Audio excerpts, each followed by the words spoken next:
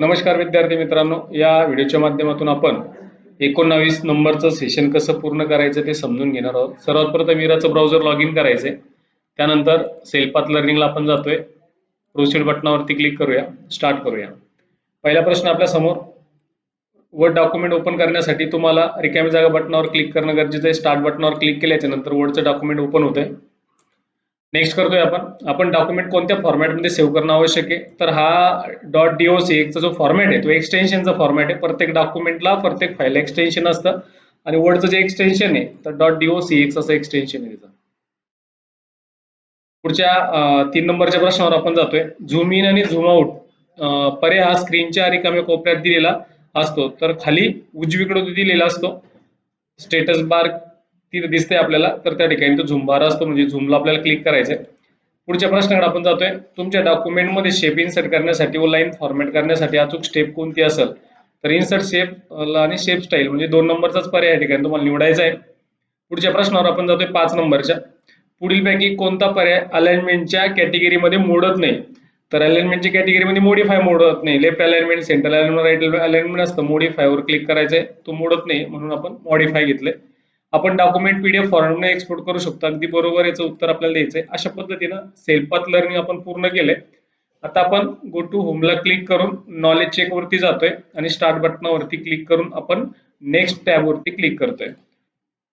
प्रश्न आहे, पुढीलपैकी कोणती इमेज बुकमार्क दर्शवते. तर 1 नंबरची जी इमेज आहे ती बुकमार्क दर्शवते. एखादी इमेज अधिक मोठी दिसण्याकरता पुढीलपैकी कोणता पर्याय वापरतात. झूम इन हा पर्याय वापरला जातो. टेक्स्टच्या मागे एखादा ऑब्जेक्ट सेंड करण्यासाठी तुम्ही कुठला पर्याय निवडणार. तर आपण त्या ठिकाणी सेंड बिहाइंड टेक्स्ट हा सेंड बिहाइंड टेक्स्ट आपण या ठिकाणी निवडणार, म्हणजे 2 नंबरचा पर्याय तुम्हाला त्या ठिकाणी वापरायचा होता.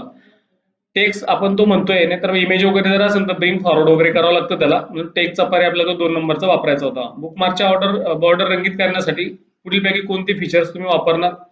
बॉर्डर पेंटर आपण त्याला वापरत असतो. तुमच्या मित्राला MS Word मध्ये बुकमार्क्स डिझाईन करायची इच्छा आहे, दिलेल्या पर्यायामध्ये योग्य टेम्पलेट शोधा. हे बुकमार्कचं टेम्पलेट दिलेले 2 नंबरचा पर्याय आपल्या ठिकाणी वापरायचा आहे. अशा पद्धतीनं नॉलेज चेक आपण पूर्ण केलंय. आता आपण जातोय गाइड ऍक्टिव्हिटीवर सेल्फ वरती आणि स्टार्ट बटनावरती त्याला क्लिक करतोय. नेक्स्ट, पहिला प्रश्न आपल्या समोर दिलेल्या डॉक्युमेंटमध्ये बिझनेस कॉन्टॅक्ट टेक्स्ट सिलेक्ट करा. त्याला स्टँडर्ड मधून रेड कलर फॉन्ट अप्लाय करायचा आहे. अगदी सोपा प्रश्न आहे. पहिले वर्डची फाईल ओपन होईल. बिझनेस कॉन्टॅक्ट नावाचा शब्द असा आपल्याला सिलेक्ट करायचा आहे. फॉन्ट कलर मध्ये जायचं आहे. इथं स्टँडर्ड कलरची लिस्ट दिसते, त्यामध्ये रेड कलर आपल्याला निवडायचा. त्या रेड कलरला क्लिक करायचंय. बाजूला क्लिक करून आपल्याला उत्तर सबमिट करायचं आहे. नंबर 2च्या प्रश्नावर आपण जातोय. दिलेल्या डॉक्युमेंटमध्ये बिझनेस कॉन्टॅक्ट टेक्स्ट सिलेक्ट करून त्याला बोल्ड करायचं आहे. हाही सोपाच प्रश्न आहे. बिझनेस कॉन्ट्रॅक्ट असं सिलेक्ट करायचं आहे आणि त्याला बोल्ड करायचं आहे. नेक्स्ट, सबमिट करायचं आहे. 3 नंबरचा प्रश्न आहे. दिलेल्या डॉक्युमेंटमध्ये description of services text select करायचं आहे. त्याला बोल्ड करण्यासाठी, म्हणजे परत जसं आपण बिझनेस कॉन्ट्रॅक्ट बोल्ड केलं ना, तशी या शब्दाला सुद्धा आपल्याला बोल्ड करायचं आहे. ज्या ठिकाणी तुम्हाला डिस्क्रिप्शन ऑफ सर्व्हिसेस दिसते टेबलमध्ये, याला सिलेक्ट करूया आपण असं आणि त्याला परत बोल्ड करूया. बाजूला क्लिक करून परत रिपीट सबमिट करूया, म्हणजे प्रश्न सॉल्व्ह होईल. दिलेल्या डॉक्युमेंटमध्ये पॉईंट नंबर 3 पेमेंट मध्ये बुलेटेड टेक्स्ट सिलेक्ट करायचं, त्याला नंबरिंग लिस्ट अप्लाय करायची. जिथं पेमेंट नावाचे ऑप्शन दिसतोय ना, म्हणजे 3rd नंबरला आपल्याला जायचंय.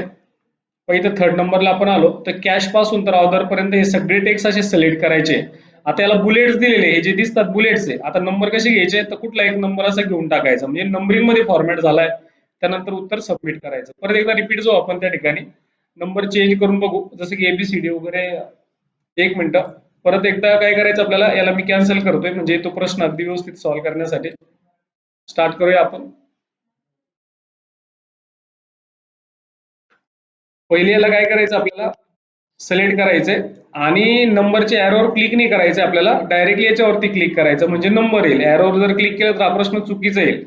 त्यामुळे डायरेक्ट या नंबरला क्लिक करा. पहिले आपण काय केलं होतं, डायरेक्ट ऑप्शनला गेलो होतो. आता आपण डायरेक्टली त्या याच्यावरती आयकॉनवरती क्लिक करतोय. दिलेल्या डॉक्युमेंटमध्ये टेबलची टायटल रो सिलेक्ट करा. त्याची फॉन्ट साईज 20 करण्यासाठी, म्हणजे काय करायचं आपल्याला, जे टायटल दिलेलं आहे त्याला पहिले सिलेक्ट करायचं आहे. टेबलच्या रोचं टायटल, हे रोचं टायटल आहे, त्याला आपण सिलेक्ट करूया. सिलेक्ट केल्याच्या नंतर त्याची साईज करायची आपल्याला 20 एवढी. 20 साईज आपल्याला निवडायची आहे. सबमिट बटनावरती आपल्याला क्लिक करायचं आहे. नेक्स्ट, एरर फ्रीवर डॉक्युमेंट तयार करण्यासाठी दिलेली वर्ड फाईल ओपन करा. रिव्ह्यू टॅबवर जा, स्पेलिंग अँड ग्रामरचं ऑप्शन करून ते इग्नोर ऑल वर क्लिक करा. आता पहिले आपल्याला रिव्ह्यूला जायचं आहे. स्पेलिंग अँड ग्रामरला क्लिक करायचं आहे. स्पेलिंग अँड ग्रामरला क्लिक केल्याच्या नंतर हा जो टास्क पेनचा ऑप्शन दिसतो ना, त्याला थोडंसं आपण बाजूला घेऊ. रिव्ह्यूला जा, स्पेलिंग अँड ग्रामरला ऑप्शन सिलेक्ट करा, नंतर इग्नोर ऑल वर क्लिक करा. तिथे इग्नोर ऑल नावाचं ऑप्शन दिलं, त्यावरती क्लिक करायचंय आणि सबमिट पर्यावरती आपल्याला क्लिक करायचंय. ओके, पुढचा प्रश्न आहे, योग्य लँग्वेज मध्ये डॉक्युमेंट तपासण्यासाठी रिव्ह्यू टॅबवर जायचंय. आता हाही प्रश्न समजून घ्या. परत रिव्ह्यूला जायचंय तुम्हाला, स्पेलिंग अँड ग्रामरला जायचंय. हा जो टास्क पेन आला ना, याला इथं असं जायचंय ते प्रूफिंग समोर आणि थोडंसं बाजूला घेऊन टाकायचं, म्हणजे तुमच्या लक्षात येईल व्यवस्थित. आता प्रूफिंग वर गेल्याच्या नंतर स्पेलिंग अँड ग्रामरच्या ऑप्शनला क्लिक करायचं. आपण केलंय. प्रूफिंग पेन मध्ये लँग्वेज डायलॉग बॉक्स मधून हा डायलॉग बॉक्स दिसतो तुम्हाला, इंग्लिश इंडियन लँग्वेज सिलेक्ट करायची. इथं क्लिक केलं आपण, तर या ठिकाणी काय करायचं, आपल्याला इंग्लिशचं स्टेटस घ्यायचं. आपल्याला इथं युनायटेड स्टेटसचं स्टेटस घ्यायचंय, त्यावरती क्लिक करायचंय आणि ओके बटनावरती क्लिक करायचंय. रिपीट ही प्रोसेस तुम्हाला करायची आहे आणि त्यानंतर उत्तर आपल्याला सबमिट करायचं आहे. दिलेल्या डॉक्युमेंटमध्ये कमेंट्स किंवा सजेशन ऍड करण्यासाठी रिव्ह्यू टॅबवर जा, नंतर तुमच्या सजेशन ऍड करण्यासाठी स्टुडंट प्लेसेस इन इंडिया मध्ये सिलेक्ट करा आणि न्यू कमेंट नावाच्या ऑप्शनवरती क्लिक करा. आता परत त्या ठिकाणी आपल्याला त्या ऑप्शन्सला क्लिक करायचंय. जसे की उदाहरणार्थ या ठिकाणी आपल्याला काय करायचं, डॉक्युमेंट्स मध्ये हे हिस्टोरियल प्लेसेस ऑफ इंडिया याला सिलेक्ट करायचंय. सिलेक्ट केल्याच्या नंतर काय करायचं, आपल्याला रिव्ह्यूला जायचंय. रिव्ह्यूला गेल्याच्या नंतर इथे न्यू कमेंट नावाचा ऑप्शन दिलेला आहे, त्या न्यू कमेंटला क्लिक करायचं. आता न्यू कमेंटला क्लिक केल्याच्या नंतर ते पुढे काय सांगतोय, the spelling mistakes of places हे कमेंट मध्ये टाईप करायचं. मी आता उदाहरणार्थ कॉपी पेस्ट करतो त्याचं, कंट्रोल सी आणि कंट्रोल व्ही. आता बाजूला क्लिक करून घ्यायचंय तुम्हाला आणि सबमिट पर्यावरती क्लिक करायचं, म्हणजे उत्तर बरोबर येईल. जर अनेक लोक एका डॉक्युमेंटवर काम करत असतील आणि तुम्हाला ते करत असलेले सर्व चेंजेस बघायचे असतील, तर दिलेल्या डॉक्युमेंटला ओपन करा, रिव्ह्यू टॅबवर जाऊन ट्रॅक चेंजेस वर क्लिक करा. आता ट्रॅक चेंजवर कसं क्लिक करायचं समजून घेऊ आपण. तुम्हाला रिव्ह्यूला जायचंय. रिव्ह्यूला गेल्याच्या नंतर ट्रॅक चेंजला क्लिक करायचंय. इथं ट्रॅक चेंजला क्लिक करून घ्यायचं, बस ओनली एवढं करायचंय आणि सबमिट बटनावरती क्लिक करायचं, म्हणजे तोही प्रश्न अगदी व्यवस्थित सॉल्व्ह होईल. दिलेल्या डॉक्युमेंट मधील चेंजेस स्वीकारण्यासाठी रिव्ह्यू टॅबवर जा, चेंजेस ग्रुप मध्ये ऍक्सेप्ट सिलेक्ट करा, ऍक्सेप्ट ऍड मूव्ह नेक्स्ट वर क्लिक करा. आता हिचंही समजून घ्यायचं आपल्याला व्यवस्थित. पहिले आपल्याला रिव्ह्यूला जायचंय. रिव्ह्यूला गेल्याच्या नंतर तो सांगतोय ऍस्पेक्ट सिलेक्ट करायचं, तर ऍक्सेप्टला जायचं आपल्याला. तिथे गेल्याच्या नंतर काय सांगतोय तो, ऍक्सेप्ट अँड मूव्ह नेक्स्ट वर क्लिक करायचं. तर पहिल्या नंबरचा ऑप्शन दिसतो त्यावरती क्लिक करायचंय. क्लिक केल्याच्या नंतर काय सांगतोय तो, परत ऍक्सेप्ट ऑल चेंजेसला सिलेक्ट करायचं, परत ऍक्सेप्टला जायचंय आणि ऍक्सेप्ट ऑल चेंजेस वरती काय करायचं, आपल्याला क्लिक करायचंय. नेक्स्ट सबमिट पर्यावरती क्लिक करायचं, म्हणजे तो प्रश्न सॉल्व्ह आहे. अशा पद्धतीनं आपण गाइडेड डू इट युअर सेल्फचे 10 प्रश्न सॉल्व्ह करून घेतले. प्रोसेस पुढे तुम्हाला करता येते. सिम्युलेशनच्या क्वेश्चनला आपण जाऊन क्लिक करतोय. नेक्स्ट, पहिले हे सोडवलेलं होतं, एकदा मी याला एंड करतोय. परत स्टार्ट बटनावरती क्लिक करून याला आपण सोडूया. पहिला प्रश्न आहे, it is very important click spelling and grammar mistake before submitted any documents or clients. आता याला मिस्टेक जर दुरुस्त करायची असेल तर आपल्याला काय करायचंय, रिव्ह्यूला जायचंय, स्पेलिंग अँड ग्रामरला क्लिक करायचं, ओके करायचं.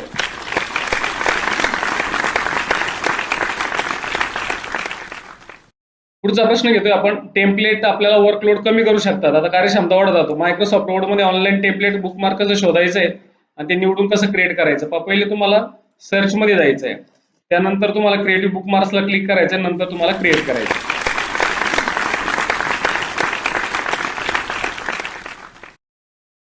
गुड कलर कॉम्बिनेशन दर्शकांना आकर्षित करू शकते. आता निवडलेल्या शेपचा कलर ऑरेंज आहे सेम 2 मध्ये. 3 नंबरचा प्रश्न आपण समजून घेतोय. स्टार्ट बटनावरती आपल्याला जायचंय. पहिले आपल्याला फॉर्मॅटला जायचंय, शेप फिलला यायचंय आणि आपल्याला या ठिकाणी कलर निवडायचा आहे. त्या कलर वरती जाऊन आपल्याला क्लिक करायचंय. परत शेप आउटलाईनला यायचंय, नो आउटलाईन वरती क्लिक करायचं.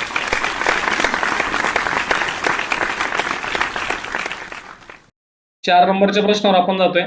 फॉर्मॅटिंग इंडेक्स करण्यासाठी तुम्हाला पीडीएफ फॉर्मॅटमध्ये तुमच्या क्लायंटमध्ये डॉक्युमेंट पाहू शकतात. डॉक्युमेंटची पीडीएफ तयार करायची. जसे की उदाहरणार्थ फाईलला जायचंय, एक्सपोर्टला क्लिक करायचंय, पीडीएफला क्लिक करून पब्लिश बटनावरती क्लिक करायचं.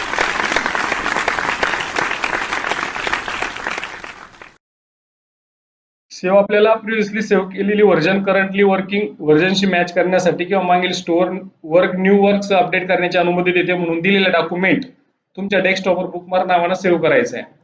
पहिले फाईलला जायचंय, सेव्हला क्लिक करायचंय, डेस्कटॉपला क्लिक करायचंय, नाव टाकायचंय तुम्हाला आणि सेव्ह बटनावरती क्लिक करायचंय.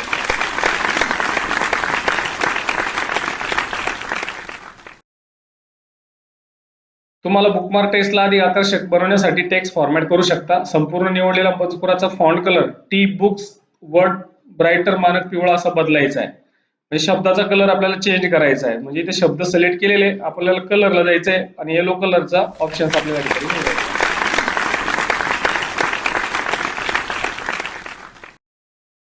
नंबर 7, योग्य टेक्स्ट अलाइनमेंट ही कोणत्याही डिजिटल प्रॉडक्टचे एक सर्वात वेगळे सूचक आहे. टायटल पृष्ठाच्या मध्यभागी असले पाहिजेत.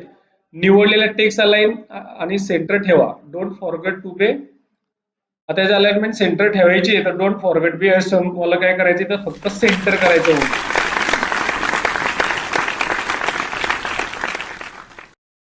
नंबर 8, तुमचे महत्वाचे मुद्दे तुमच्या बुकमार्क्स मध्ये हायलाइट करणे महत्वाचे. आता निवडलेल्या टेक्स्टवर द हँड ब्लॉक बॉडी फॉन्ट स्टाईल लागू करा आणि फॉन्टचा शेप 26 वर बदलायचा आहे. पहिले आपल्याला फॉन्ट घ्यायचा आहे. कोणता फॉन्ट सांगितलं त्यांनी त्या फॉन्टवरती आपल्याला क्लिक करायचंय. The hand blocks.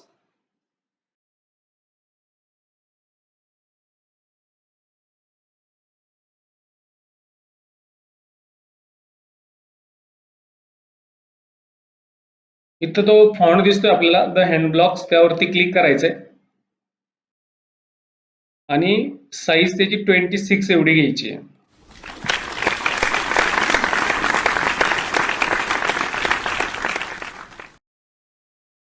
इंड करतोय आपण.